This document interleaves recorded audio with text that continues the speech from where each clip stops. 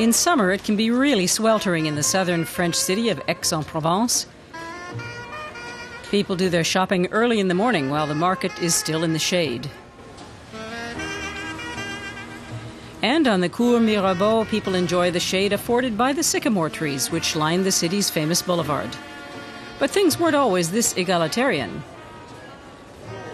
There's a sunny side and a shadier side to the Cours Mirabeau. Until the French Revolution, the common folk had to walk in the sun. They had no right to walk on the shady side, which was reserved for high society. But in the 18th century, some cafes were opened on the sunny side. Now, cafes and restaurants line the entire route here. But this cafe is the one long favored by Aix's most prominent people. Pablo Picasso was a regular. Picasso often came to the brasserie Les Deux Garçons for a drink or a coffee. It was very famous in Aix-en-Provence, and it's retained its old-world charm. Students engaged in philosophical discussions, and artists also liked to come to the Deux Garçons, which people here call the 2 Gs.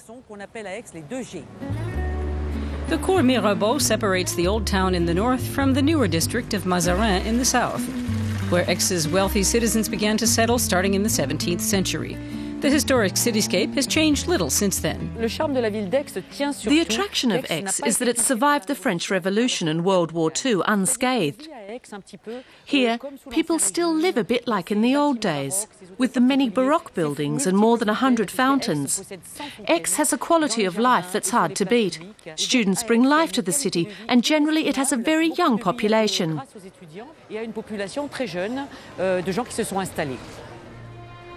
At one end of the Cours Mirabeau stands a statue of King René. In the 15th century, he earned the title the Good for bringing prosperity and promoting the arts and sciences. At the other end of the boulevard is the figure of painter Paul Cézanne, Aix's most famous son and artist. Close to the center of town, visitors can see the studio in which Cézanne painted his final works. This photo was taken here shortly before the artist's death in 1906. Pablo Picasso greatly admired Cézanne for paving the way for modern art. Picasso examined Cézanne's work closely. He even purchased 3 Cézanne originals for his personal collection. Picasso said of Cézanne, "He's the father of us all, he protects us," and meant all contemporary artists.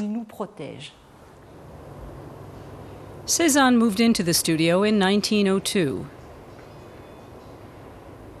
It was here that he painted a portion of his famous Mont Sainte-Victoire series.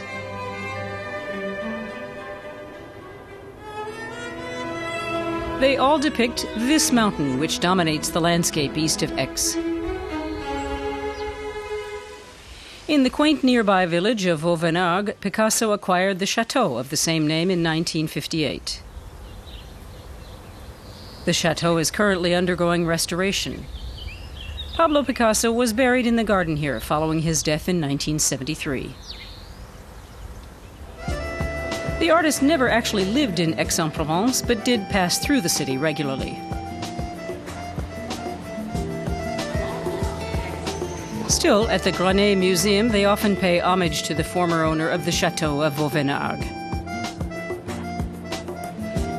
Special exhibitions like this one from German art collector Frieder Burda provide insight into the work of this revolutionary artist. Some say the reason Picasso lived and worked here on and off was his admiration for Cézanne. Picasso kept the chateau until his death, as he did all places that were important to him. This one was because of Cézanne and his landscapes. Picasso once said, "I only have to open a window and there's a picture by Cézanne. I just sign his name and voila, a painting by Cézanne."